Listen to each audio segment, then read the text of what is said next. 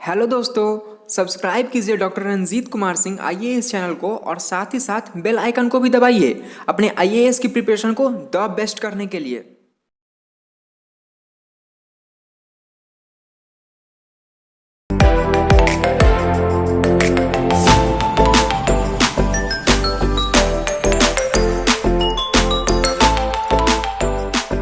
Heading बना लीजिए respiration या श्वसन।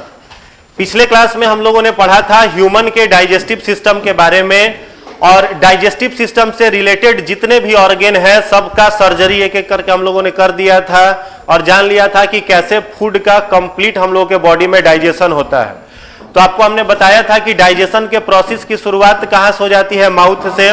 तो माउथ से लेकर के एनस तक पूरा डाइजेस्टिव सिस्टम फैला हुआ है, जिसे एलिमेंट्री कैनाल या फिर आहार नाल कहते हैं।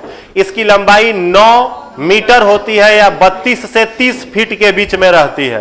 पहला इसका पार्ट क्या बताए थे, माउथ। माउथ में क्या क्या था, टीथ था, टंग था और जॉ था। तो टीथ के भी पार्ट के बारे में बताया था हमने। कितने पार्ट्स होते हैं, 3। कौन, 3 या 4? 4। प्रीमोलर, मोलर, केनाइन और इंसिजर। और उसकी डेंटल फॉर्मूला के बेसिस पर बताए थे कि उसकी संख्या कितनी होती है। तो मिल्क टीथ का जो डेंटल फॉर्मूला था कितना था, 2102 बाई 2102 इंटू 2, यानी मिल्क टीथ में प्रीमोलर टीथ नहीं होता है। परमानेंट टीथ की संख्या 32 होती है और उसका जो डेंटल फॉर्मूला होता है 2123 बाई 2123 इंटू 2। उसके बाद आगे ओसोफेगस। तो ओसोफेगस में जब आते हैं तो उसको फूड पाइप भी कहते हैं, आहार नली। और फूड पाइप में पाया जाता है एपिग्लॉटिस, और एपिग्लॉटिस भोजन को स्टमक में जाने देता है लेकिन विंड पाइप में जाने से रोक देता है। उसके बाद वो फूड कहां आता है, स्टमक में। स्टमक का लेंथ जो होता है वो लगभग 10 इंच का होता है और विड्थ जो होता है लगभग 4 इंच का होता है। स्टमक की लंबाई 10 इंच और चौड़ाई 4 इंच। स्टमक अपने पास भोजन को 4 घंटे तक रखता है और उस भोजन को हाईली एसिडिक मीडियम में कन्वर्ट कर देता है, जिसको कि हम लोग काइम बोलते हैं। क्या बोलते हैं, काइम। उसके बाद स्टमक जो है उसका शेप हमने जिक्र किया था, जे शेप्ड होता है। 2 पार्ट इसके हमने बताए थे, पहला पार्ट फुंडिक और दूसरा पार्ट पाइलोरिक। फुंडिक पार्ट ओसोफेगस और स्टमक का ज्वाइंट, और पाइलोरिक पार्ट स्मॉल इंटेस्टाइन और स्टमक का ज्वाइंट। स्टमक बनाता है गैस्ट्रिक जूस, जिसके कंपोनेंट 3 है, हाइड्रोक्लोरिक एसिड, पेप्सिनोजेन और म्यूकस। हाइड्रोक्लोरिक एसिड का काम भोजन को एसिडिक मीडियम में कन्वर्ट करना। पेप्सिनोजेन का काम मिल्क प्रोटीन को तोड़ना। मिल्क में कैसीन नामक प्रोटीन पाया जाता है, उस पर कार्य कौन करता है, पेप्सिनोजेन। पेप्सिनोजेन को पेप्सिन भी कहा जाता है, जिससे अभी एक क्वेश्चन बताए थे, क्वेश्चन था ना, पेप्सिन होता है। और म्यूकस जो होता है वो स्टमक के इनर वाल पर फैला हुआ रहता है, जो क्या काम करता है, एसिडिक अटैक से स्टमक को प्रोटेक्ट करता है। उसके बाद स्टमक में काइम बन गया। अब वो काइम कहां आएगा, स्मॉल इंटेस्टाइन में। और स्मॉल इंटेस्टाइन का 3 भाग, पहला भाग ड्यूडेनम, दूसरा जेजुनम, तीसरा इलियम। तो जो ड्यूडेनम होता है वहां पर फूड एल्कली मीडियम में कन्वर्ट होता है। एल्कली मीडियम फूड को काइल कहते हैं। क्या बोलते हैं, काइल। ठीक है, कैसे कन्वर्ट होता है, तो पैनक्रियाज के द्वारा सेक्रेट किया जाने वाला पैनक्रिएटिक जूस और लीवर के द्वारा सेक्रेट किया जाने वाला बाइल जूस, दोनों जो आकर के कहां गिरते हैं, ड्यूडेनम में। तो एसिडिक फूड किस में बदल जाता है, एल्कली मीडियम में। तो अगर प्रश्न पूछा जाए कि भोजन के पाचन की शुरुआत किस अवस्था में होती है, तो आप कहिएगा एसिडिक, और फाइनली डाइजेस्ट किस फॉर्म में होता है, एल्कली मीडियम में होता है। ठीक है, एल्कली मीडियम में फूड कन्वर्ट किन 2 एंजाइम्स से होता है, तो पैनक्रिएटिक जूस और बाइल जूस। कहां पर होगा, स्मॉल इंटेस्टाइन के किस भाग में, डेडुनम में। डेडुनम में पाचन का कोई कार्य नहीं होता है। उसके बाद फूड कहां आएगा, जेजुनम में, और जेजुनम में फूड का पार्शियली डाइजेशन होगा, यानी आंशिक पाचन। उसके बाद फाइनली फूड कहां पहुंचेगा, इलियम में, और इलियम में स्मॉल इंटेस्टाइन का सबसे लॉन्ग भाग है, बड़ा भाग है, वहां पर फूड का कंप्लीट डाइजेशन हो जाएगा। अब इलियम के इनर वाल पर करोड़ों की संख्या में माइक्रोविलाइज होते हैं। वो माइक्रोविलाइज पचे हुए भोजन से पोषक तत्वों को अवशोषित करके बॉडी के सेल में पहुंचा देते हैं। अब यहीं से शुरू हो जाता है रेस्पायरेशन चैप्टर। ठीक है, पचा हुआ भोजन से पोषक तत्व कहां चला गया, बॉडी के सेल में। किस रूप में गया है, ग्लूकोज के रूप में। हमने आपको बताया था चना खाओ चाहे जिलेबी खाओ, बनना ग्लूकोज है। तो वो ग्लूकोज कौन एब्जॉर्ब किया? माइक्रोविलाई, और एब्जॉर्ब करके कहां पहुंचा दिया? बॉडी के सारे सेल में पहुंचा दिया। अब सेल में जाकर के चुपचाप पलथी मार के बैठा हुआ है कौन? ग्लूकोज। और एक्स्ट्रा जो वेस्ट है, एक्सक्रीटरी जो वेस्ट है, उसको स्मॉल इंटेस्टाइन कहां फेंक देगा? लार्ज इंटेस्टाइन में। तो लार्ज इंटेस्टाइन और स्मॉल इंटेस्टाइन जहां जुड़ते हैं उस पॉइंट को क्या बोलते हैं? सीकम। क्या बोलते हैं? सीकम। सीकम का एक किनारा फिंगर लाइक स्ट्रक्चर से क्लोज्ड होता है, क्या नाम? अपेंडिक्स। अपेंडिक्स कैसा ऑर्गेन है? वेस्टिजियल ऑर्गेन है। उसके बाद फूड एक्सक्रीटरी वेस्ट कहां पहुंचेगा? कोलन में। कहां? कोलन। और कोलन में उसमें से क्या होगा? Water absorb. तो लार्ज इंटेस्टाइन का फंक्शन वाटर को एब्जॉर्ब करना एक्सक्रीटरी वेस्ट से। उसके बाद जाकर के टेम्पोररी वो रेक्टम में स्टोर होगा और एनस से बॉडी से रिमूव। उसके बाद काम आता है डाइजेस्टिव ग्लैंड। तो 3-4 डाइजेस्टिव ग्लैंड की हमने चर्चा करी थी। पहला सैलिवरी ग्लैंड। तो सैलिवरी ग्लैंड कौन सा एंजाइम सेक्रीट करेगा? टाइलिन या सैलिवरी अमाइलेज। कहां पर पाया जाएगा? माउथ में। कितने पेयर सैलिवरी ग्लैंड है? 3। पहला पैरोटिड जो जीभ के नीचे से शुरू होकर के कान के पट्टी तक, दूसरा सबलिंगुअल ऊपरी जबड़ा के नीचे, तीसरा सब मैंडिबुलर जीभ के नीचे। ये तीनों मिलकर के सेलाइवा सेक्रीट करते हैं और सेलाइवा हम लोगों के भोजन में स्टार्च को डाइजेस्ट कर देता है। ठीक है। उसके बाद सैलिवरी ग्लैंड हो गया। गैस्ट्रिक ग्लैंड HCl, पेप्सिनोजेन और म्यूकस। उसके बाद लीवर। तो लीवर क्या सेक्रीट करेगा? तो बॉडी का लार्जेस्ट ग्लैंड है। वजन कितना होता है? 1.5 kg। 1.5 kg बॉडी का लार्जेस्ट ग्लैंड है। कौन सा जूस बनाएगा? Bile juice. बाइल जूस का फंक्शन एसिडिक फूड को एल्कली में बदलना। ठीक है। उसके बाद आ जाएगा पैनक्रियाज। तो पैनक्रियाज हम लोगों के बॉडी का सेकेंड लार्जेस्ट ग्लैंड है, जिसका वेट लगभग 1200 ग्राम होता है। 1.2 ग्राम के आसपास पैनक्रियाज का वेट होता है। पैनक्रियाज क्या सेक्रीट करेगा? Pancreatic juice. पैनक्रिएटिक जूस के कितने कंपोनेंट? 4। पहला ट्रिप्सिन, दूसरा एमाइलेज, लाइपेज और न्यूक्लियेज। ट्रिप्सिन किसका डाइजेशन करेगा? प्रोटीन का। एमाइलेज स्टार्च या कार्बोहाइड्रेट, और लाइपेज फैट का, और न्यूक्लियेज न्यूक्लिक एसिड का। ठीक है। तो इतना सारा डाइजेशन का फंक्शन हो जाने के बाद डाइजेशन तो पूरा हो गया। तो फिर डाइजेशन जब कंप्लीट हो गया तो एक थोड़ा सा काम करता है सक्कस इंटेरिकस। तो सक्कस इंटेरिकस कौन सेक्रीट करता है? Intestinal gland. तो इंटेस्टाइनल ग्लैंड लोकेटेड कहां है? स्मॉल इंटेस्टाइन में। स्मॉल इंटेस्टाइन में कहां? तो माइक्रोविलाइज के बीच का जो गैपिंग होता है उसी में पाया जाता है इंटेस्टाइनल ग्लैंड, जो सक्कस इंटेरिकस रिलीज करेगा, जो फूड का क्या करता है? Assimilation.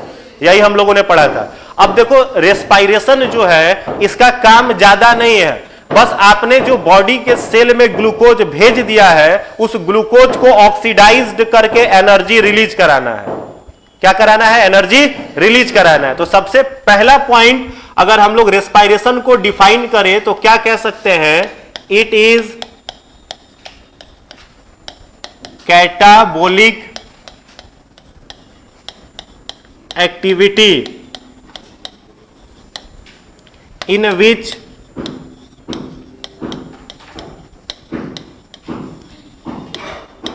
organisms takes oxygen and oxidized glucose. English सब लोग इंग्लिश में भी लिखे हैं, उसको हम हिंदी में कराएंगे तो फिर हिंदी में भी लिख लेना। हिंदी वाले लोग भी इंग्लिश में लिखते चलिए, फिर इसको हिंदी में कराएंगे, दोनों लैंग्वेज में लिखिए। ठीक है। मेंटेन रखिए स्पीड, लिखते चलिए साथ में। It is a catabolic activity in which organism take oxygen and oxidised glucose in their cell and gets ATP. ATP means adenosine triphosphate.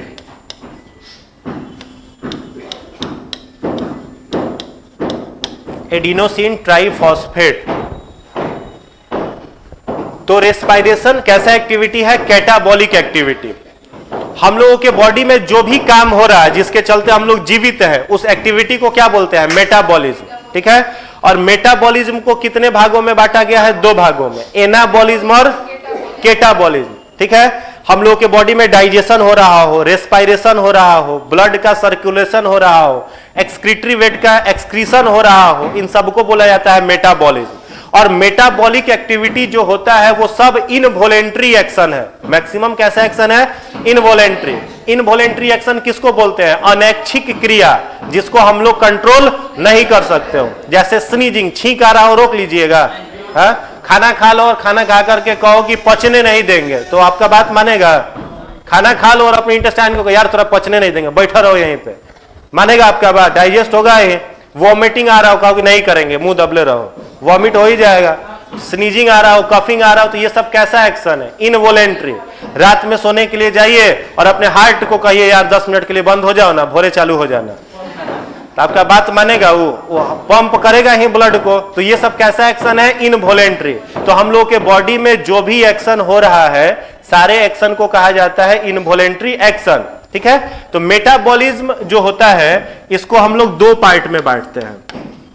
Metabolism, इसका पहला पार्ट, रेस्पिरेशन का परिभाषा समझे क्या? रेस्पिरेशन एक कैटाबॉलिक एक्टिविटी है, इसको जस्ट अभी हम बता रहे हैं। एक कैटाबॉलिक एक्टिविटी है जिसमें कोई ऑर्गेनिज्म क्या प्राप्त करता है? ऑक्सीजन। कहां से? इन्वायरमेंट से।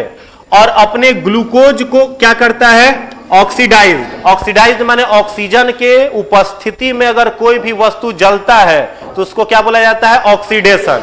ठीक है? और ये ग्लूकोज कहां से आया है? तो अभी बताएं कि माइक्रोविला ये एब्जॉर्ब करके बॉडी के सेल में भेज दिया है। तो रेस्पिरेशन में हम लोग क्या कर रहे हैं? बॉडी के सेल में ऑक्सीजन को भेज रहे हैं ताकि वहां पर ग्लूकोज ऑक्सीडाइज्ड हो जाए और क्या निकाल दे? एटीपी। तो हम लोगों का सेलुलर एनर्जी जो है, उस कोशिकीय ईंधन जिसको कहते हैं, कोशिका में जो ऊर्जा रहती है वो किस रूप में रहती है? एटीपी के रूप में रहती है। तो एटीपी प्राप्त करते हैं। देखो, अब मेटाबॉलिज्म को कहा जाता है दो रूप में। एक होता है एनाबॉलिज्म और दूसरा होता है कैटाबॉलिज्म। तो देखो, एनाबॉलिज्म ऐसा रिएक्शन होता है जिसमें बिल्डिंग का काम होता है। बिल्डिंग माने वस्तुओं का निर्माण होता है। ठीक है? जब वस्तुएं बनती हैं तो उसको हम लोग क्या कहते हैं? Anabolic activity. जैसे जब हम लोग के बॉडी में फूड का डाइजेशन होता है तो कौन कौन सी वस्तुएं बनती हैं? तो एमिनो एसिड बनता है कि नहीं बनता है? एमिनो एसिड बनता है। ठीक है? हम लोगों के बॉडी में नेल्स का निर्माण होते रहता है, स्किन जो है हम लोगों का डेवलप होते रहता है। तो बिल्डिंग का कोई भी काम है, निर्माण का, तो उसको कहा जाता है एनाबॉलिज्म। और जब कॉम्प्लेक्स मटेरियल टूटते हैं, जो जटिल भोज्य पदार्थ, जैसे मान लो आपने भोजन किया तो वो कॉम्प्लेक्स फूड मटेरियल है, तो हमारा इंटेस्टाइन उसको क्या करेगा? तोड़ करके सिंपलर फॉर्म में कन्वर्ट कर दिया, तो वो कैसा एक्टिविटी हुआ? कैटाबॉलिक। और कहीं पर भी कैटाबॉलिक एक्टिविटी होगा तो वहां से एनर्जी रिलीज करेगा। जैसे आप लोगों ने केमिस्ट्री में पढ़ा होगा इंडोथर्मिक और एक्सोथर्मिक रिएक्शन पढ़े हैं। इंडोथर्मिक माने उष्मा शोषी, ठीक है, और एक्सोथर्मिक माने उष्मा क्षेपी, ये पढ़े हैं। तो इंडोथर्मिक रिएक्शन किसको कहते हैं? वैसा रिएक्शन जिसको करवाने में एनर्जी का जरूरत पड़ता है, समझ में आ रहा है, उसको बोलते हैं इंडोथर्मिक। और वैसा रिएक्शन जिसको करवाने के बाद ऊर्जा निकलता है वो एक्सोथर्मिक। जैसे आपके पास एक बीकर है, ठीक है, बीकर में पानी भरा हुआ है और इसमें आप क्या करिए? चूना पत्थर डाल दीजिए, लाइम स्टोन। क्या डाल दिए? लाइम स्टोन, चूना पत्थर डाल दिए। तो बताओ ये इंडोथर्मिक रिएक्शन है कि एक्सोथर्मिक? एक्सोथर्मिक। बबल्स निकलने लगेगा ना तुरंत, तो कैसा रिएक्शन हुआ? एक्सोथर्मिक। अब मान लो यहां पर वाटर है, नदी है, यहां पर पानी है इसमें। अब सूर्य का रोशनी यहां पर पड़ रहा है तो क्या होगा? इवोपोरेशन होगा, वाष्पोत्सर्जन होगा ना, पानी भाप बन के ऊपर जाएगा। तो ये इंडोथर्मिक है कि एक्सोथर्मिक? इंडोथर्मिक है, क्योंकि यहां एनर्जी का जरूरत है। तो बायोलॉजी में जो इंडोथर्मिक होता है, केमिस्ट्री में जो इंडोथर्मिक होता है, बायोलॉजी में एनाबॉलिज्म होता है। और केमिस्ट्री में जो एक्सोथर्मिक होता है, बायोलॉजी में वो क्या होता है? कैटाबॉलिज्म। तो कैटाबॉलिज्म में एनर्जी रिलीज करता है। अच्छा, हम लोग डाइजेशन करते हैं तो भोजन के पचने से ऊर्जा मिलता है कि खर्च होता है?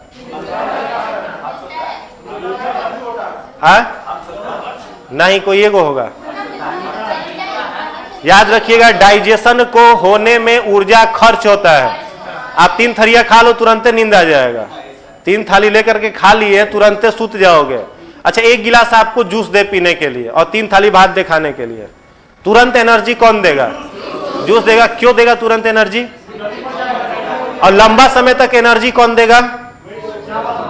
जूस का एनर्जी बहुत कम देर में खत्म हो जाएगा, लेकिन जो चावल खाए हो उसका माइलेज लंबा चलेगा, 2 दिन 3 दिन तक वो माइलेज देते रहेगा। समझ में आ रहा है बात? तो डाइजेशन में शरीर के अंदर पहले से जो ऊर्जा है वो खर्चा होता है, डाइजेशन में ऊर्जा मिलता नहीं है। अच्छा, आटा चक्की मशीन चलता है तो वहां डीजल जलता है कि डीजल निकलता है?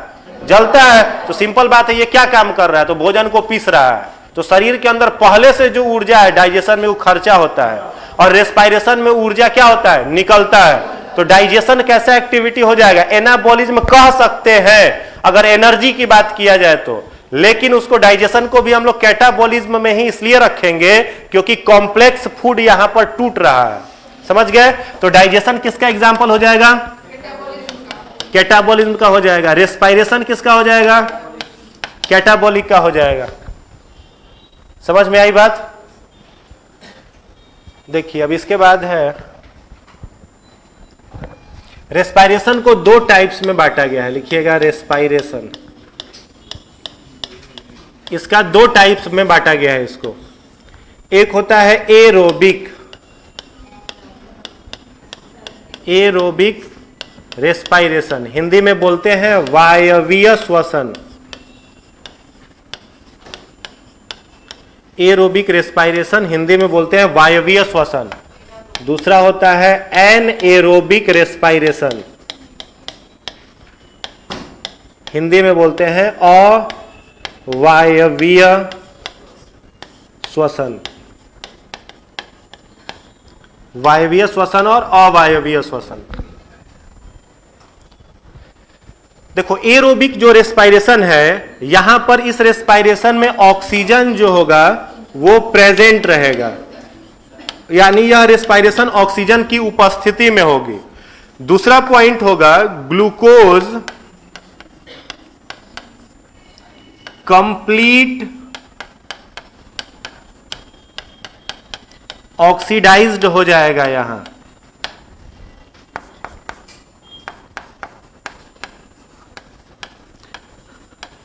हाई अमाउंट एटीपी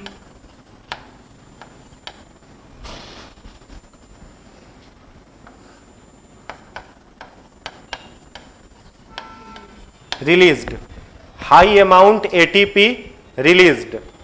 अब इसको समझना। देखिए, पहला चीज एरोबिक रेस्पिरेशन में क्या है? वायवीय श्वसन। बहुत सारे जो मल्टी सेलुलर ऑर्गेनिज्म है जिनमें एक से अधिक कोशिका है, उनको ऊर्जा ज्यादा चाहिए कि कम चाहिए? ज्यादा चाहिए। बहुत सारा सेल है तो ऊर्जा ज्यादा चाहिए, तो वो रेस्पिरेशन श्वसन कैसा करते हैं? वायवीय, एरोबिक, यानी ऑक्सीजन की उपस्थिति में उनके कोशिका में ऑक्सीजन जाएगा तभी जाकर के उनका ग्लूकोज जो होगा वो टूटेगा, यानी वो ऑक्सीजन के प्रेजेंट में रेस्पिरेशन करेंगे। और जब ऑक्सीजन के प्रेजेंट में रेस्पिरेशन करेंगे तो कोशिका के अंदर जो ग्लूकोज होगा वो पूर्ण रूप से ऑक्सीडाइज्ड हो जाएगा। कंप्लीट ऑक्सीडाइज्ड का मतलब पूर्ण ऑक्सीकरण। क्या होगा? पूर्ण ऑक्सीकरण। तो पूर्ण ऑक्सीकरण होगा तो एनर्जी भी कितना निकलेगा? अधिक कि कम निकलेगा? ज्यादा निकलेगा। जैसे मान लीजिए यहां पर एगो लकड़ी है, ठीक है, लकड़ी का एगो बक्सा है, इसमें वुड रखा गया है। इस वुड को आप क्या कर रहे हो? जला रहे हो। तो एनवायरमेंट में ऑक्सीजन प्रेजेंट है, प्रेजेंट है ना जी। तो जब तक ऑक्सीजन के उपस्थिति में यह लकड़ी जलेगा तब तक पूरा रूप से जल जाएगा, लेकिन जैसे ही यहां से ऑक्सीजन खत्म हो जाएगा, यहां कंप्लीट ऑक्सीडेशन होगा कि इनकम्प्लीट ऑक्सीडेशन? इनकम्प्लीट। गांव वगैरह में आप सुने होंगे ठंडा के दिन में लोग बोरसी जला के सोता है। बोरसी समझते हैं? मिट्टी का बर्तन रहता है, उसमें लकड़ी गोईठा लोग सुलगा करके घर में लगा के सो जाता है, क्योंकि हीटर तो रहता नहीं है गांव में, लाइट का भी दिक्कत है, तो हीटर नहीं है तो बोरसी जला करके सो जाते हैं। अब रूम में तो लिमिटेड ऑक्सीजन है, मान लो कोई बाबा जी हैं बेचारे, बूढ़ पुरानिया है, बोरसी सुलगा करके घर में सोए हुए हैं। ठंडा के दिन में क्या किया जाता है? दरवाजा भी एकदम बंद, वेंटिलेटर में लोग बोरा ठोस देता है, ठीक है, कहीं से हवा आए नहीं। रजाई के अंदर हम लोग कैसे डूब के रहते हैं? मैंने हाथ बाहर निकलता है तो लगता है पोलियो मार देगा, नहीं, रजाई के अंदर से हाथ निकल जाता है पोलियो मार देगा, एकदम डूब के हुए रहते हैं। माने बाहर के से एयर आने का कोई सोर्स आपने रूम में नहीं छोड़ा है और लकड़ी आपने सुलगा दिया है, तो रूम में तो लिमिटेड ऑक्सीजन है। बाबा जी सो रहे हैं तो कुछ हवा टानी हो रहे हैं, कुछ ऑक्सीजन टान रहे हैं ना, क्या छोड़ रहे हैं? Carbon dioxide. अब बोरसी सुलग रहा है तो उसमें भी ऑक्सीजन खर्चा हो रहा है और निकल क्या रहा है? Carbon dioxide. तो रात में मध्य रात्रि में एक समय ऐसा आएगा ना कि रूम में ऑक्सीजन खत्म, खाली क्या बच गया? Carbon dioxide. ठीक है, तो याद रखोगे जब कंप्लीट ऑक्सीडेशन होगा, पूर्ण ऑक्सीकरण होगा, तो बाई प्रोडक्ट निकलता है ऊर्जा plus carbon dioxide. Complete combustion यानी पूर्ण दहन कहीं होता है, 8वां 9वां में केमिस्ट्री में पढ़ना था, कहीं पर पूर्ण दहन होता है कंप्लीट ऑक्सीडेशन, तो बाई प्रोडक्ट क्या निकलता है, ऊर्जा plus carbon dioxide.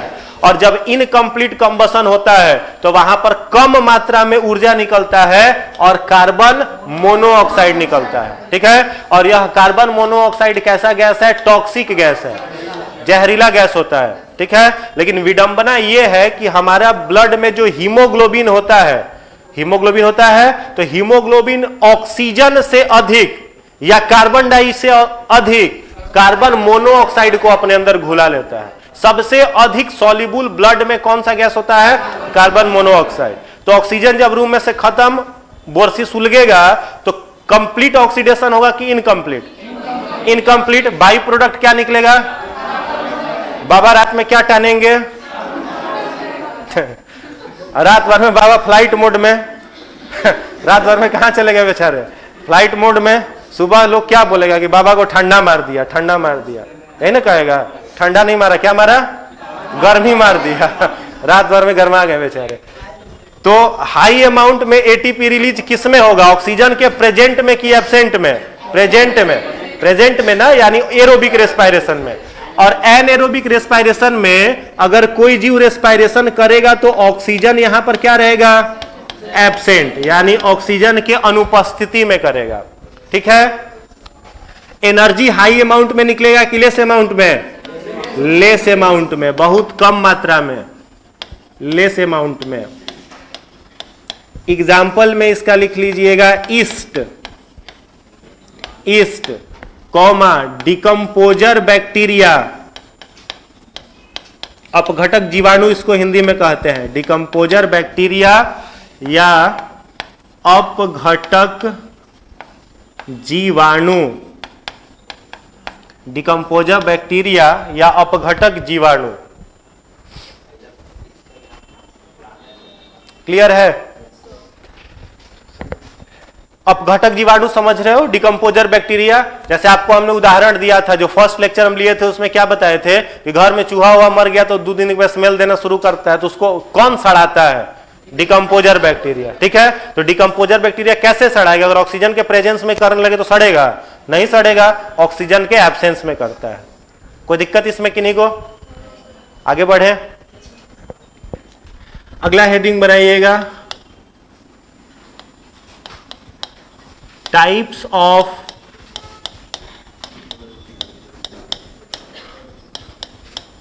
Cellular respiration, Hindi में लिखिएगा कोशिकीय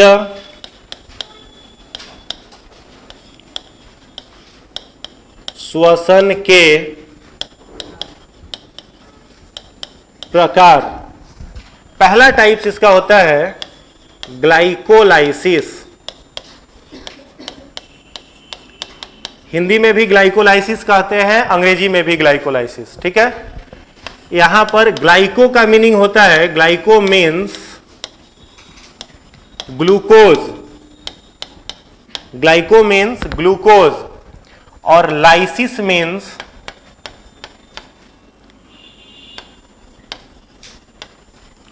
टूटना, टूटना, ब्रेक डाउन। ग्लाइको मतलब ग्लूकोज और लाइसिस मतलब टूटना।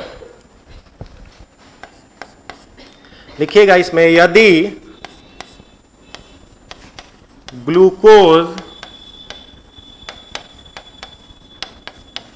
कोशिका के साइटोप्लाज्म में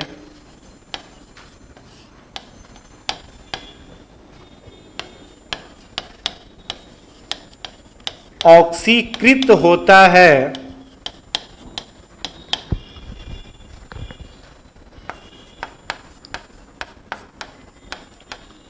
तो यह प्रक्रिया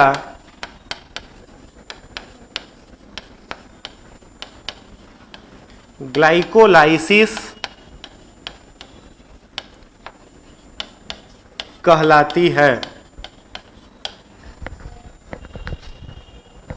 लिखिए, इसमें इंग्लिश में हिंदी मिला हुआ है, इसको हिंग्लिश कहते हैं, हिंग्लिश, हिंदी और इंग्लिश नहीं, हिंग्लिश है ये। लिखिए, यदि glucose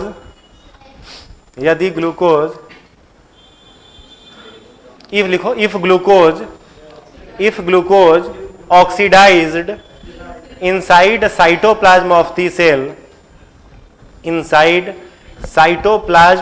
the cell process is called glycolysis। लिखिएगा अगला point, 2 mole ATP released and 2 mole ATP consume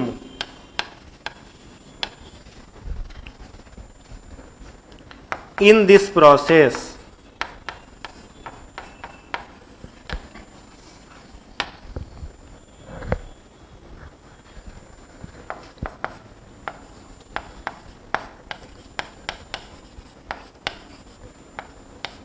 इस प्रक्रिया में ग्लूकोज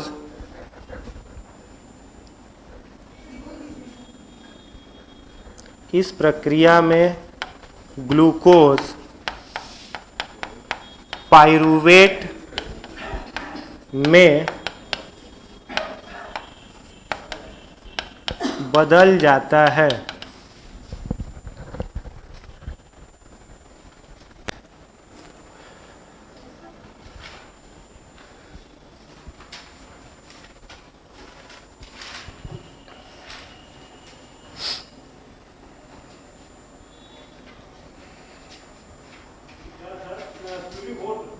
पाइरूवेट PYRUVAT, पाइरूवेट।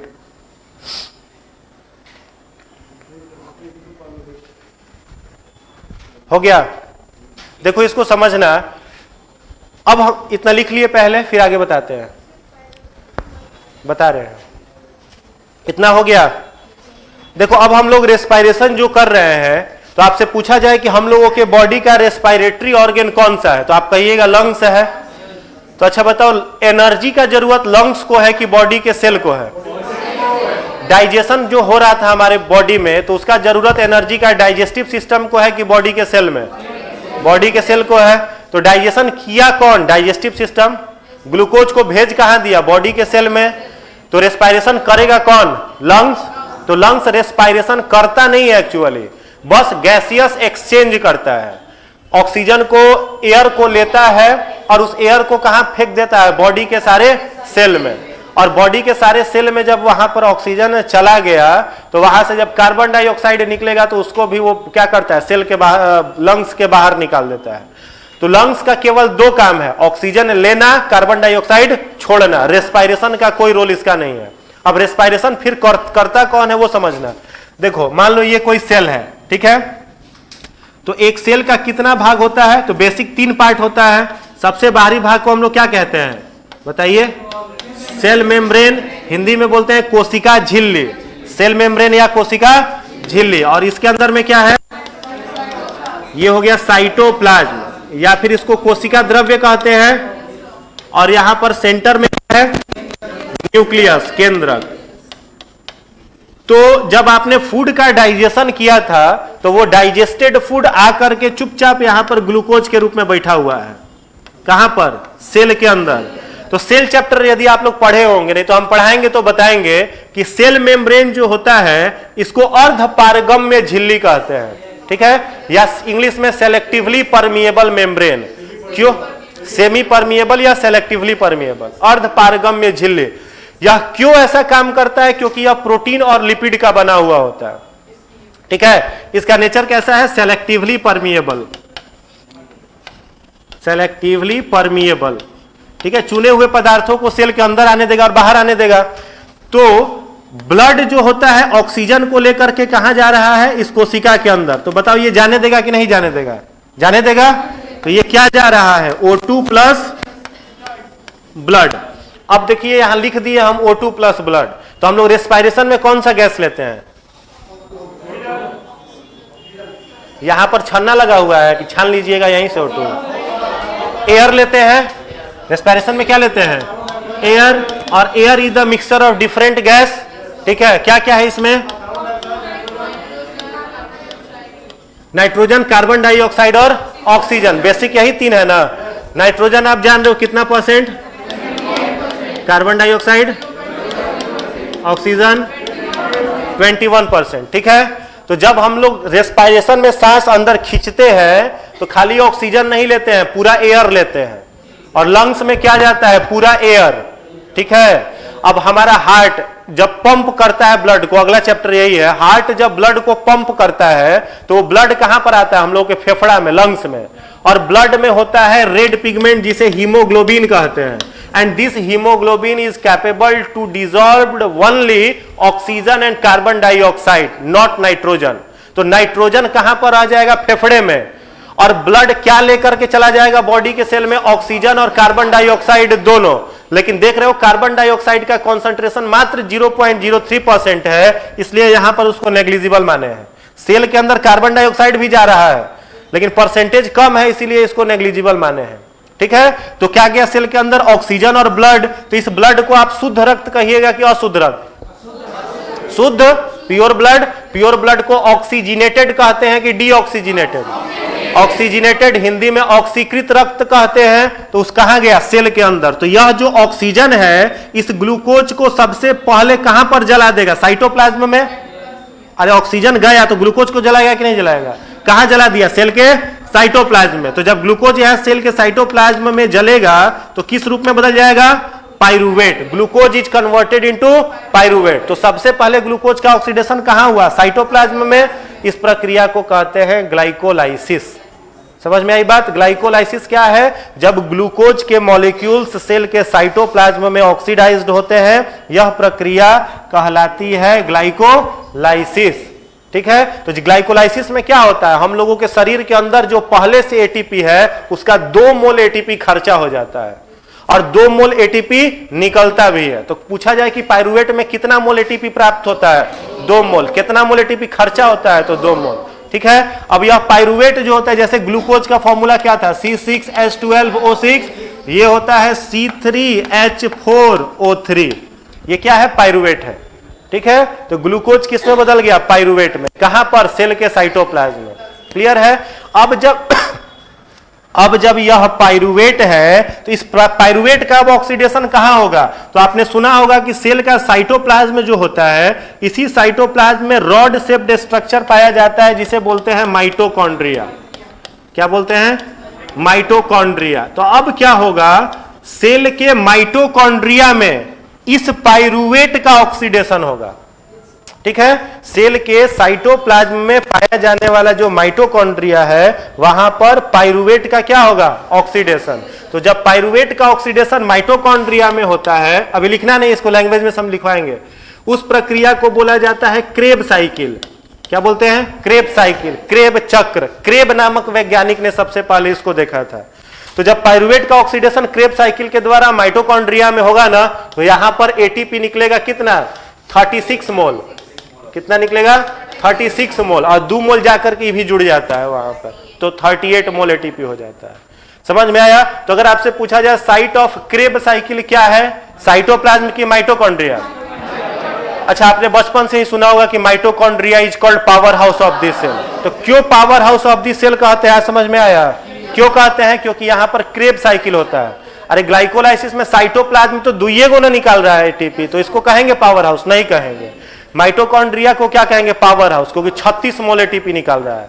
अगर पूछा जाए कि हमारा सेल रेस्पिरेशन कौन से ऑर्गेनल से करता है, तो माइटोकॉन्ड्रिया से। तो माइटोकॉन्ड्रिया का 2 नाम और है, साइट ऑफ सेलुलर रेस्पिरेशन और दूसरा power house of the cell, ठीक है। माइटोकॉन्ड्रिया अपना डीएनए खुद अपने पास रखता है। माइटोकॉन्ड्रिया एक ऐसा सेल ऑर्गेनल है जिसका डीएनए भी उसी के पास रहता है। समझ में आया। इसको लिखना नहीं है, नेक्स्ट लिखिएगा, फिर आगे इसको बताते हैं। क्रेब साइकिल हेडिंग बना लो, Krebs cycle.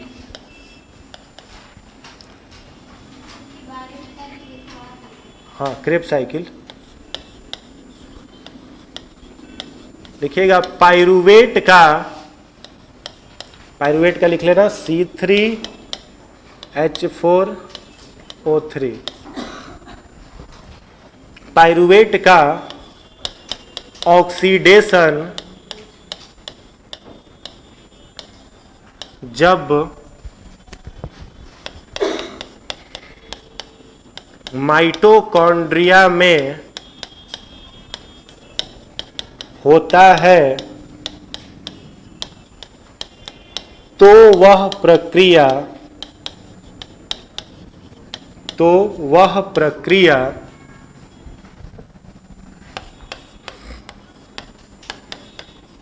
Krebs cycle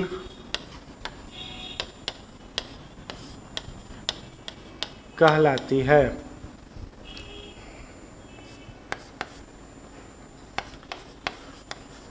Krebs cycle की खोज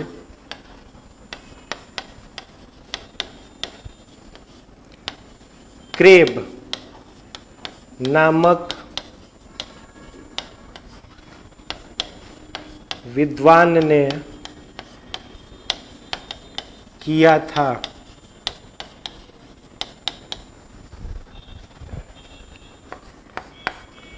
अगला पॉइंट लिखिएगा,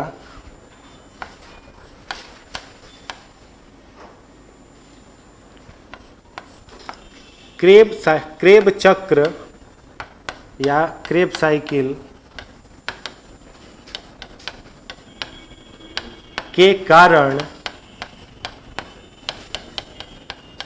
माइटोकॉन्ड्रिया को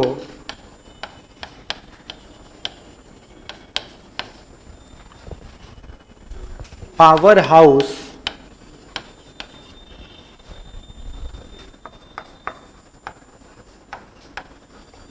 ऑफ द सेल एवं साइट ऑफ सेलुलर रेस्पायरेशन मतलब कोशिकीय श्वसन का केंद्र,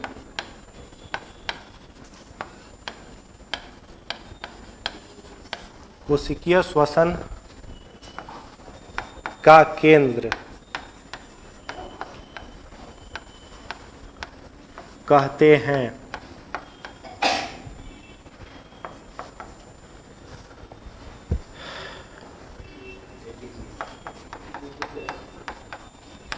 माइटोकॉन्ड्रिया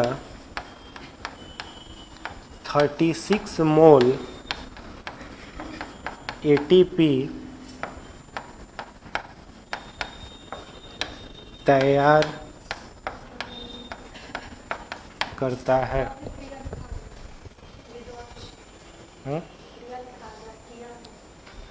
क्रेब चक्र, अच्छा किया कर लीजिएगा, इसको मिटा दे, किया था, हो गया।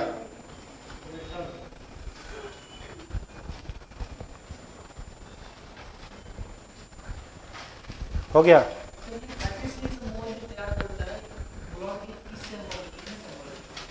ब्लड को नहीं, पाइरुवेट को तोड़ के, जो 2 मोल पाइरुवेट निकला ना, हाँ उसको तोड़ता है। 36 मोल। आगे बढ़े।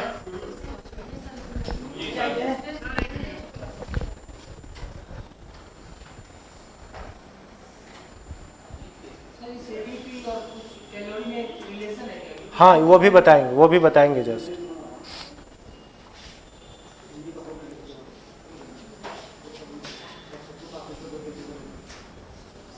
इतना हो गया। इंग्लिश ही सही है, ठीक है, हिंदी इंग्लिश मिला के में बेकार है, इंग्लिश ही सही है, दोनों एक ही में हो जाता है। ना इंग्लिश वाले को कष्ट होता है, ना हिंदी वाले को होता है। होता है कष्ट।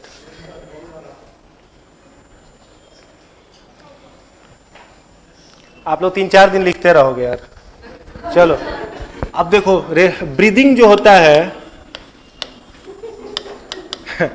ब्रीदिंग, इसको 2 वर्गों में बांटा गया है। इनहेलेशन और दूसरा इनहेलेशन और एक्सहेलेशन, ठीक है। इनहेलेशन एंड एक्सहेलेशन हो गया। इनहेलेशन का मतलब सांस लेना, ठीक है। सांस को क्या करते हैं, लेना, अब फिर रोकते हैं और फिर क्या करते हैं, छोड़ देते हैं। तो कितना रेस्पायरेशन हुआ, एक। ई नहीं जोड़ना, बिहारी बुद्धि लगा देना, घींचे छोड़ दिए, 2 हो गया। ई नहीं लिए, रोके और छोड़े, कितना हुआ, 1 हुआ। उसको बोला जाता है इनहेलेशन, और एक्सहेलेशन को ब्रीदिंग बोलते हैं। तो एक तो चीज इसमें याद रखना है, जब हम लोग इनहेलेशन करते हैं ना, तो ऑक्सीजन हम लोग कितना परसेंट लेते हैं, 21%। Carbon dioxide 0.03%। नाइट्रोजन जो हम लोग लेते हैं वह लेते हैं 78%, ठीक है। और जब एक्सहेल करते हैं तो ऑक्सीजन हम लोग छोड़ते हैं 17%, ठीक है। कार्बन डाइऑक्साइड हम लोग छोड़ते हैं लगभग 4% के आसपास, 4.3%। और नाइट्रोजन पूरा का पूरा 78%, ये लिख लीजिए।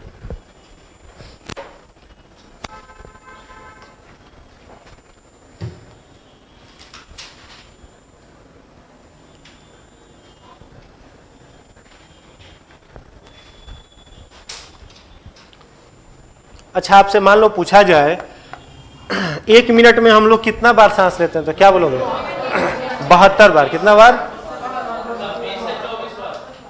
कुछ लोग 72 कह रहे हैं, लग रहा है घटोत्कच है। 72 टाइम्स जो है वो पल्स रेट है या हार्ट बीट है, ठीक है। समझ में आया। 1 मिनट में एक स्वस्थ इंसान जो होता है वो लेता है 15 से 17 बार, ठीक है। हाँ चलिए ठीक है, 20 नहीं चलेगा, 15 से 17, ठीक है, ठीक है। 1 मिनट में हम लोगों का ब्रीदिंग रेट जो है वो 15 to 17 टाइम्स, ये ब्रीदिंग रेट है। छोटे बच्चे जो होते हैं, बुतरुआ सब, वो सब जो लेता है 22 से 30 बार तक खींच लेता है सब।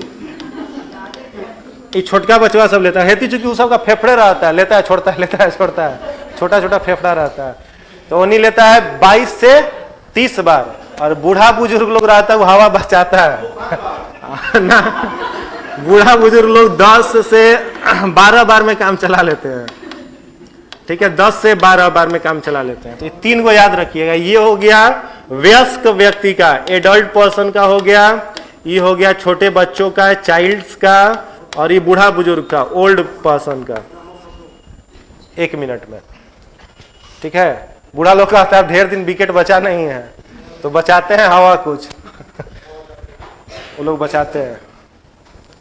हो गया इनहेलेशन, एक्सहेलेशन खत्म। तो अगर प्रश्न पूछे कि एक्सहेलेशन में उपयोग होने वाला जो ऑर्गन है उसको क्या बोलेंगे, तो डायफ्राम बोलेंगे, डायफ्राम से। और क्वेश्चन इस तरीके से उठा सकता है कि जो गर्भवती महिलाएं होती हैं उनमें एक्सहेलेशन डायफ्राम के द्वारा इसलिए नहीं हो पाता है कि यूट्रस में बेबी रहता है, तो वहां पर डायफ्राम जो होता है वो एक्सहेलेशन का काम नहीं करता है, वहां पर क्या करता है, रिब्स, पसली जिसको हिंदी में बोलते हैं, क्या बोलिएगा, पसली, रिब्स, ठीक है। अगर रिब्स प्रेगनेंसी के दौरान टूट जाए किसी कारण से, ठीक है, तो बचना मुश्किल हो जाता है, जिंदा भी नहीं रह पाएगा कोई। तो एक्सहेल करने के लिए, ऊर्जा को छोड़ने के लिए सामान्य रूप में, रेस्पिरेटरी गैस को छोड़ने के लिए सामान्य रूप में कौन सा यूज आएगा ऑर्गन, डायफ्राम। और in the case of pregnancy diaphragm काम नहीं आएगा तो क्या आएगा, रिब्स आएगा। ये लंग्स का रेस्पिरेटरी ऑर्गन है। मन करे तो रफ डायग्राम बना लीजिए और लोकेट कर दीजिए, जैसे इस तरीके का रफ डायग्राम बनाओ।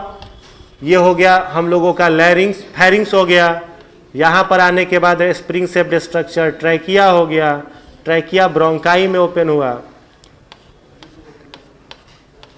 इस तरीके का बना लो। ब्रोंकाई में ब्रोंकियोल्स है, और ब्रोंकियोल्स में एल्वियोलाई है, और ये सब कहाँ है, लंग्स में है, फेफड़ा में है। बना लीजिए। कंप्रेस करता है कार्बन डाइऑक्साइड को निकालने के लिए, और उसको रेगुलेट जो करता है वो हम लोगों का ब्रेन का मेडुला ऑब्लेंगाटा करता है। कार्टिलेज होता है वो, बोन दो प्रकार का होता है ना, बोन और कार्टिलेज। तो कार्टिलेज किसको बोलते हैं? सॉफ्ट बोन को। जैसे हम लोग का कान जो है यह किस चीज का बना हुआ है? हाँ, कार्टिलेज है। या नाक का ऊपर वाला टिप ये भी कार्टिलेज है, ठीक है, तो कार्टिलेज का बना हुआ है। तो मेडुला ऑब्लिंगाटा से काम करता है। चाहे एक और प्रश्न अगर मान लो, अब देखो ये लिख लो फिर बताते हैं। ये हो गया। अब यहां पर पिछले दिन हम आप लोगों को बताए थे किसके बारे में? एपिग्लॉटिस के बारे में बताए थे ना। तो देखो मान लो यहां से फूड पाइप आ रहा है, ठीक है। अब यहां पर इस तरीके का एक स्ट्रक्चर हो जाता है, इस तरह से, ठीक है। और यहां इन दोनों के बीच में यहां पर पाया जाता है एपिग्लॉटिस। तो एपिग्लॉटिस क्या काम करता है? जब यहां से फूड आएगा ना, क्योंकि फेरिंग्स तो एक ही है जहां पर ऑक्सीजन भी आए, एयर भी जाएगा और फूड भी जाएगा, तो एयर और फूड दोनों यहां पर जाता है। अब इधर आएगा तो क्या हो जाएगा? आप लोगों के लंग्स में एयर जाएगा, और इधर जाएगा तो फूड कहां पर जाएगा? स्टमक में जाएगा। तो यहां पर जो आपका इसको बोलते हैं एपिग्लॉटिस। एपिग्लॉटिस, तो एपिग्लॉटिस कैसे डिसाइड करेगा? मान लो यहां से फूड आ रहा है तो कैसे डिसाइड करेगा कि उसको स्टमक में जाने देते हैं? तो ये काम कौन करता है? ब्रेन का मेडुला ऑब्लिंगाटा। और मेडुला ऑब्लिंगाटा कौन से ब्रेन का पार्ट है? फोर ब्रेन, मिड ब्रेन या हिंड ब्रेन? बोलो, हिंड ब्रेन। हिंड ब्रेन माने पश्च मस्तिष्क, मस्तिष्क का सबसे पिछला भाग। यही काम करता है किसका? तो ये बताता है भोजन जैसे आएगा तो ये क्या कहेगा कि ठीक है चुपचाप आने देते हैं, यहां पर आकर के स्टमक में जमा हो जाएगा। और जब रेस्पिरेटरी गैस, कई बार ऐसा होता है आप खाना खा रहे हो और खाना खाते खाते कुछ सोचने लगते हैं, ठीक है, खाना खाते खाते कुछ सोच रहे हैं। अब भी बेचारा मेडुला ऑब्लिंगाटा कंफ्यूजन में है, मुंह में रोटी डाल लिए, अभी जा रहा है यहां पर कुछ दूसरा सोच रहे हो, अभी डिसीजन नहीं भेजेगा एपिग्लॉटिस को कि खुलना का। ये बेचारा चिल्ला चिल्ला के पूछेगा कि किधर खोले रे, बोल। ये कहेगा कि राइट साइड खोलेंगे तो इसमें आओगे स्टमक में, लेफ्ट खोलेंगे तो उधर जाओगे। आई कंफ्यूजिया ही लगी क्या करना है। तो उस समय क्या होता है? मान लो फूड कहां उतर गया? यहां पर लंग्स के तरफ उतर गया। तो लंग्स के तरफ उतरेगा तो हिचकी आना शुरू हो जाता है। जब एपिग्लॉटिस खुला रह जाता है तो क्या आता है? हिचकी। एक के बार मारेंगे, हिचकी हुचकेंगे और अंदर से क्या करेगा? लंग्स फेंक देगा उस फूड को बाहर। अब फिर तू चुपचाप ताकते रहेगा कि फिर तो नहीं आ रहा है, फिर आएगा तो एक बार हिचकी मारेंगे। हिचकी क्यों मारते हैं? कोई भी अगर फूड पार्टिकल चला जाता है विंड पाइप के तरफ, लैरिंग्स के तरफ, तो हिचकी के माध्यम से हम लोग उसे एक्सहेल कर देते हैं, निकाल देते हैं, ठीक है। अब जल्दी खत्म करते हैं। ट्रैकिया समझ लीजिए। अगला लिखिएगा दूसरा, ट्रैकिया। डैश देकर के लिखिएगा। यह इंसेक्ट्स, हाँ बोलिए।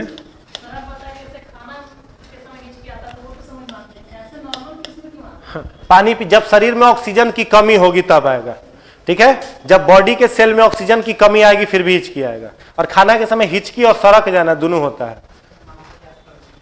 कोई याद करे? मामा मामी याद नहीं करते, जो गलत बोलते हैं हम लोग मामा मामी याद करते हैं, हम लोग याद करते रहते हैं। उस समय हम लोग सोच में डूबे हुए हैं, मेडुला को कंफ्यूज किए रहते हैं हम लोग। लिखना, यह इंसेक्ट्स का रेस्पिरेटरी ऑर्गेन है। अगला लिखिएगा, एक तरफ यह वायुमंडल में खुला रहता है तो दूसरी ओर यह बॉडी के कोशिका यानी सेल के संपर्क में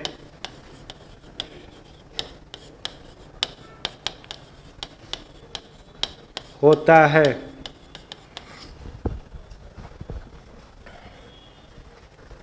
हो गया इतना। अब इंसेक्ट्स का फिगर बनाने आता है किसी को? हाँ, कॉकरोच का फिगर हाँ कैसे बनेगा इंसेक्ट? मान लो कुछ इस तरह का इंसेक्ट है, ठीक है।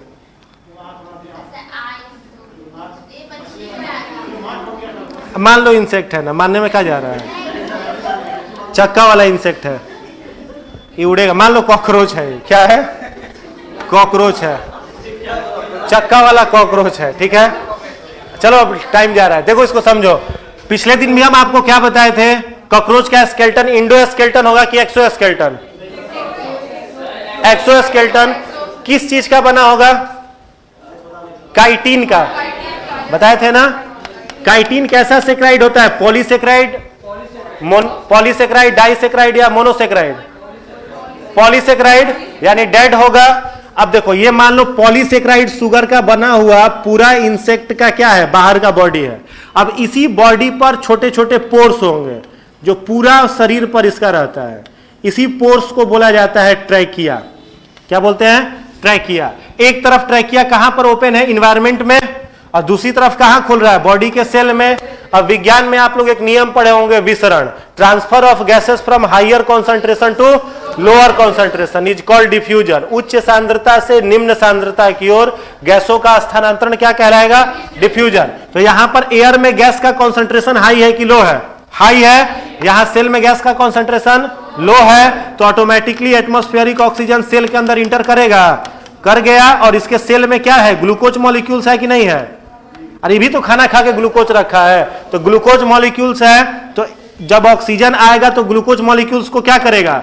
ऑक्सीडाइज्ड करेगा ना। और ऑक्सीडाइज्ड करने के बाद क्या प्रोड्यूस होगा? एटीपी और कार्बन डाइऑक्साइड। तो एटीपी कोशिकीय ईंधन के रूप में यूज होगा और कार्बन डाइऑक्साइड को ट्रैकिया से ही बाहर निकाल देगा। समझ गए? ये वाला, यह इंसेक्ट्स का रेस्पिरेटरी ऑर्गन है। एक तरफ वायुमंडल में खुला रहता है, एक तरफ यह माने ट्रैकिया इन्वायरमेंट में, वायुमंडल माने इन्वायरमेंट में खुला हुआ है, और दूसरी ओर कहां कनेक्टेड है? बॉडी के सेल के साथ, कोशिका के साथ। और विसरण प्रक्रिया से एटमॉस्फेरिक ऑक्सीजन को सेल के अंदर लेगा और विसरण से ही बाहर निकाल देता है। ठीक है, नेक्स्ट लिखिएगा गिल्स। गिल्स उर्दू में इसको गलफड़ कहते हैं। उर्दू में क्या बोलते हैं? गलफड़ा। और हिंदी में क्लोम। उर्दू में गलफड़ा हम लोग सामान्य रूप में उर्दू का ही उपयोग करते हैं। मछली में गलफड़ा होता है, पढ़ते हैं ना, तो वो उर्दू की भाषा है। हिंदी में क्लोम बोलते हैं, इंग्लिश में गिल्स बोलते हैं। हो गया? डैश देकर के लिखिएगा, यह मछलियों का रेस्पिरेटरी ऑर्गन है। हाँ, श्वसन अंग है, जो कॉमा देके जो जल में घुले हुए ऑक्सीजन को छानने में सहायक होता है। छानने में सहायक होता है। अब देखो, मान लो इस तरह का कोई मछली है,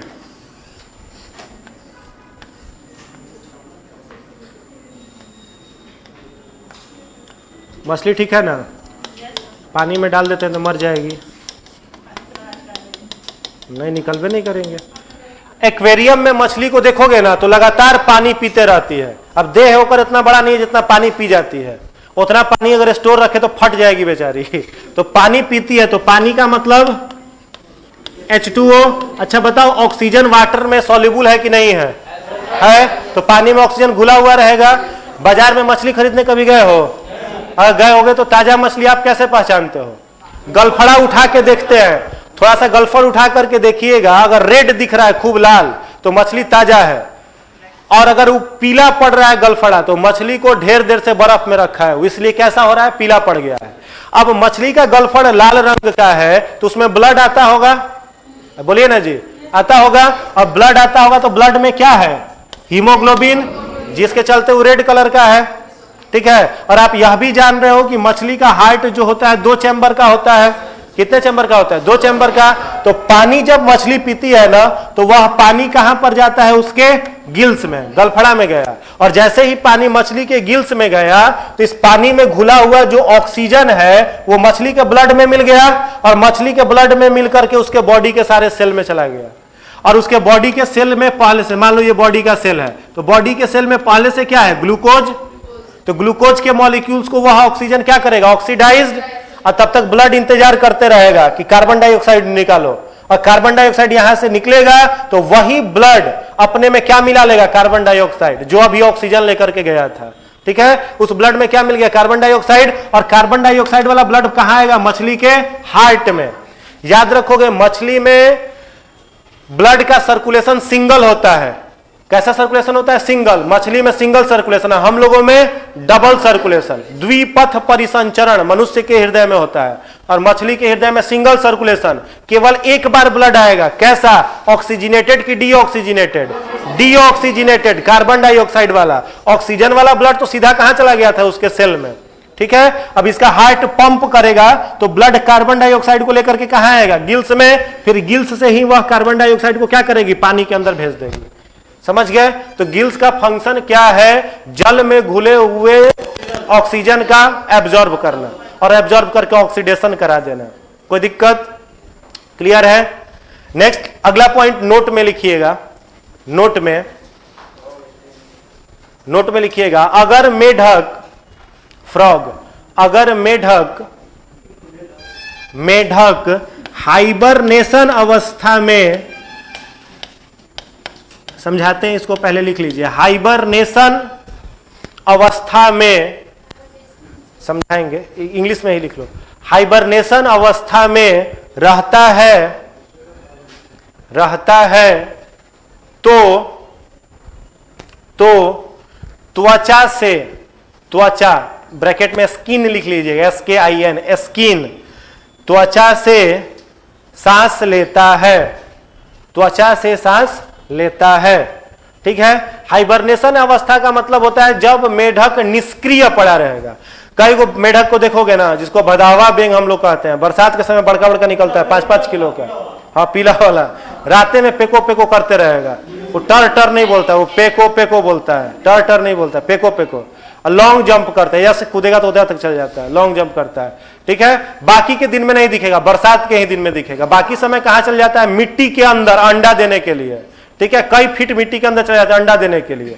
तो हाइबरनेशन स्टेज का मतलब विरामावस्था। ठीक है, चला जाएगा मिट्टी के अंदर। तो जब मिट्टी के अंदर रहेगा तो सांस किस चीज से लेगा, स्किन से। मेढक एम्फीबियन है, एम्फीबियन माने उभयचर। पूछ देगा जमीन पर रहेगा तो कैसे सांस लेगा, तो याद रखोगे जब मेढक जमीन पर रहेगा तो बुक लंग्स से, और जब मेढक पानी में रहेगा तो बुक गिल्स नहीं, बुक गिल्स बोलते हैं। हाँ, जमीन पर रहेगा तो बुक लंग्स, पानी में रहेगा तो बुक गिल्स, हाइबरनेशन स्टेज में रहेगा तो स्किन से लेगा। ठीक है, अब एक क्वेश्चन पूछ देता है, टेडपोल नाम सुने हैं, मेढक का बच्चा टेडपोल। ठीक है, बचपन में आप कहीं खेलने ले जाते होंगे ना, तो देखते होंगे पानी में एती मछली जैसा दिखता है, एकदम पाल के घर में लेकर के आओगे कि मछली है। जब बड़ा होगा तो बेंग बन जाएगा। वो मछली के भ्रम में पालोगे वो बन जाएगा बेंग। ठीक है, एकदम छोटा छोटा रहता है, मछली जैसा दिखता है, तैरते रहता है।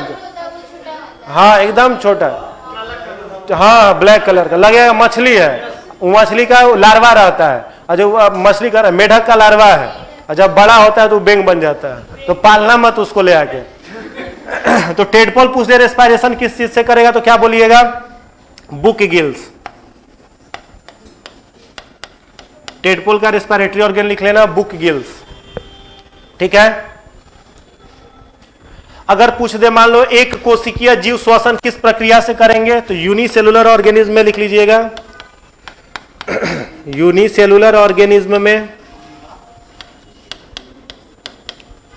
डिफ्यूजन, हिंदी में कहते हैं विसरण।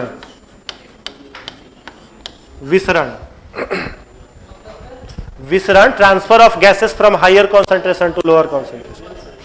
ठीक है, विसरण से हो गया। इतना इंफॉर्मेशन बहुत है, आगे बढ़े। अब एगो ये विसरण, यूनिसेल एक कोशिकीय जीव, जैसे अमीबा हो गया, पैरामीशियम हो गया, ये सब। हाँ डिफ्यूजन से, क्योंकि ज्यादा ऊर्जा उसको चाहिए नहीं होता है, बहुत कम। अब रेस्पिरेशन का सबसे इंपॉर्टेंट पॉइंट, अब क्या करना पड़ेगा, कैसे उड़ा दें? या 1 2 3 4 5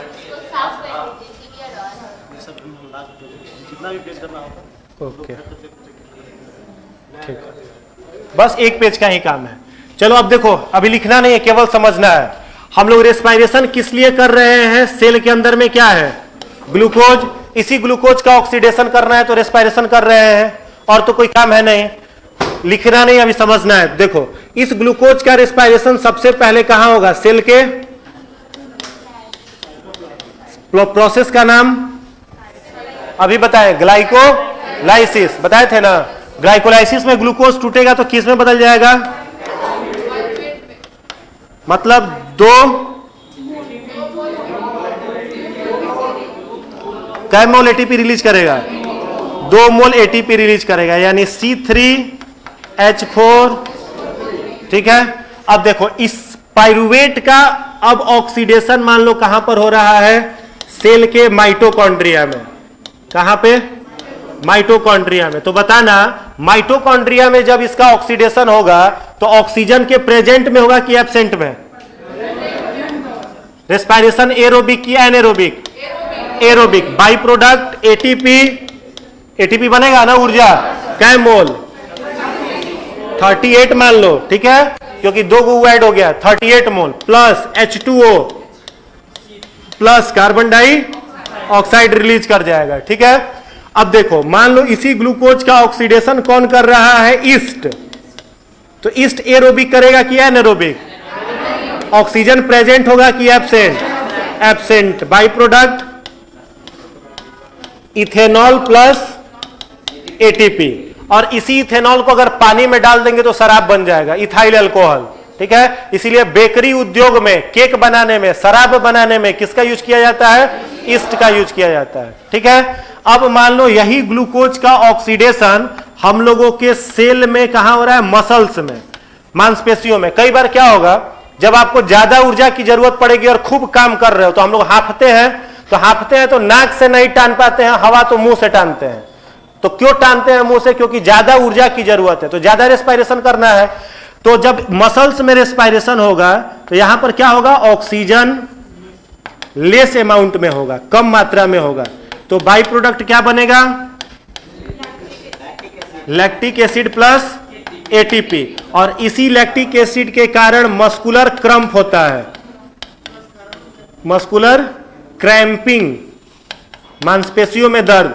अभी 66वीं बीपीएससी में प्रश्न पूछा था, जब मांसपेशियों में लैक्टिक अम्ल जमा हो जाता है तो कौन से विकिरण की सहायता से उसे तोड़ा जाता है? Which ray is used to break down lactic acid in muscles. अभी 66वीं बीपीएससी में पिछला बार पूछा था। ऑप्शन दिया था, यूवी रे दिया था, इंफ्रारेड रे दिया था, गामा रे दिया था, और कोई और एक दिया था। तो आंसर क्या हो जाएगा? इंफ्रारेड रे। तो याद रखना है, इंफ्रारेड रे। तो ये चार्ट बना लीजिए। हाँ, कार्बन डाइऑक्साइड भी लिटिल अमाउंट में रहेगा। इसका चार्ट का नाम लिख लेना, different way of breaking down of glucose.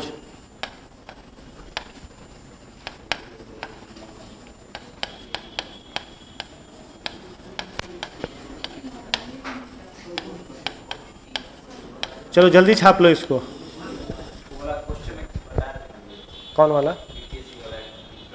हाँ, इंफ्रारेड रे से लैक्टिक अम्ल को तोड़ा जाता है। ठीक है। अगर लैक्टिक अम्ल जमा हो गया तो मस्कुलर क्रैम्पिंग रहेगा, तो ठीक करने के लिए इंफ्रारेड रे का यूज करते हैं।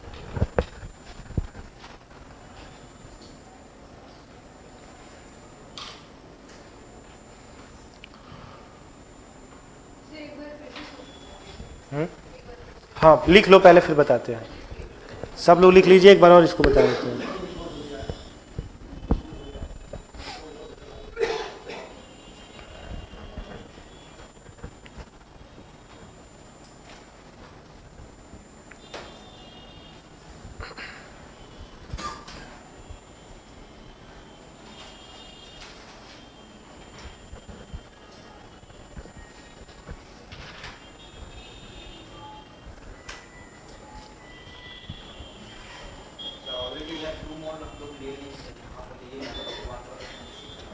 हाँ 36 होना चाहिए, तो यही ना पाइरूवेट टूट रहा है वहाँ पे, माने ग्लूकोज के रूप में यही ना पाइरूवेट टूट रहा है माइटोकॉन्ड्रिया में, इसीलिए 38 लिखे हैं।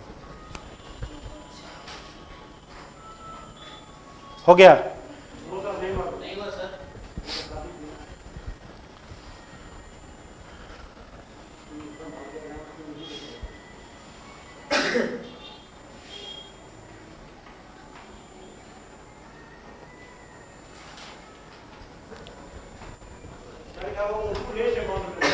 क्या? हाँ लेस अमाउंट में।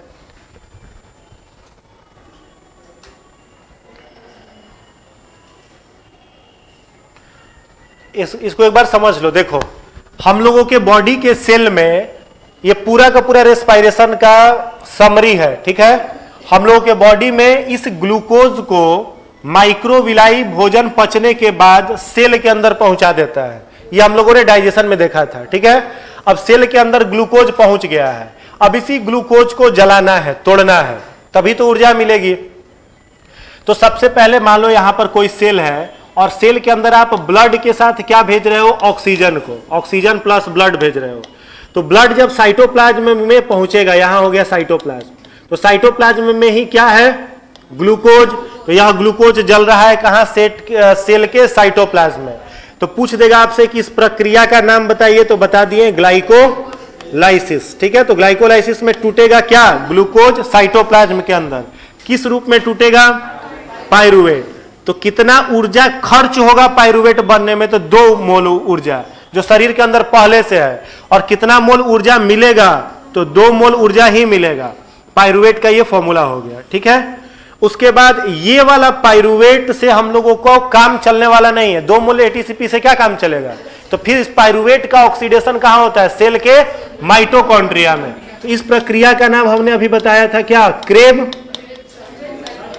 क्रेब साइकिल, जिसे क्रेब नामक वैज्ञानिक ने देखा था, क्रेब साइकिल। तो यहां पर ग्लूकोज का पाइरूवेट का ऑक्सीडेशन माइटोकॉन्ड्रिया में होगा, क्रेब साइकिल ऑक्सीजन के प्रेजेंस में होगा, तो मोड ऑफ रेस्पिरेशन एरोबिक हो गया। तो जब पाइरूवेट जलेगा तो कितना मोल एटीपी टोटल तैयार हो जाएगा? 38। और बॉडी हम लोगों का जो गर्म रहेगा रेस्पिरेशन के दौरान, तो टेम्परेचर को मेंटेन करने के लिए क्या बनेगा? वाटर। और कार्बन डाइऑक्साइड को हम लोग एक्सहेल कर देंगे, निकाल देंगे, जो इनहेलेशन और एक्सहेलेशन में देखा था। अब यही ग्लूकोज अगर ईस्ट नामक ऑर्गेनिज्म के सेल में है, तो बहुत छोटा ऑर्गेनिज्म है, एनएरोबिक रेस्पिरेशन करेगा। तो जब ग्लूकोज का ऑक्सीडेशन ईस्ट में होगा तो वो बाई प्रोडक्ट बनाता है इथेनॉल। और यह इथेनॉल को अगर आप एक्वस कर देते हो, पानी में मिला देते हो, तो यह बन जाता है इथाइल अल्कोहल। इथाइल अल्कोहल जिसे शराब कहते हैं, ठीक है। फर्मेंटेशन की प्रक्रिया में किसका यूज किया जाता है? ईस्ट का। अंगूर में खट्टापन जो होता है, किंडवन हिंदी में कहते हैं, अंगूर में जो खट्टापन होता है वो किसके कारण? फर्मेंटेशन के कारण, यही ईस्ट कराता है, ठीक है। तो शराब बनाने में किसका यूज होता है? ईस्ट का। केक पाव रोटी सब बनाने में ईस्ट का यूज होता है, तो इथेनॉल बनाएगा और एटीपी। जब हम लोग के बॉडी में ऊर्जा की आवश्यकता ज्यादा होगी और ऊर्जा रहेगा कम, तो उस समय हम लोग का रेस्पिरेशन बॉडी में मसल्स में होने लगता है और ऑक्सीजन की शरीर के सेल में कमी रहती है। तब बाई प्रोडक्ट क्या बनता है? Lactic acid. और इसी लैक्टिक एसिड के कारण मांसपेशियों में खिंचाव आ जाता है, मस्कुलर क्रैम्पिंग। और लिटिल अमाउंट में एटीपी भी बनता है और कार्बन डाइऑक्साइड भी बनता है।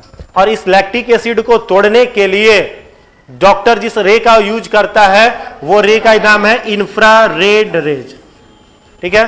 कोई दिक्कत? नेक्स्ट क्लास में हम लोग ह्यूमन हार्ट और पूरा ब्लड सर्कुलेटरी सिस्टम देखेंगे। आज का क्लास इतना ही।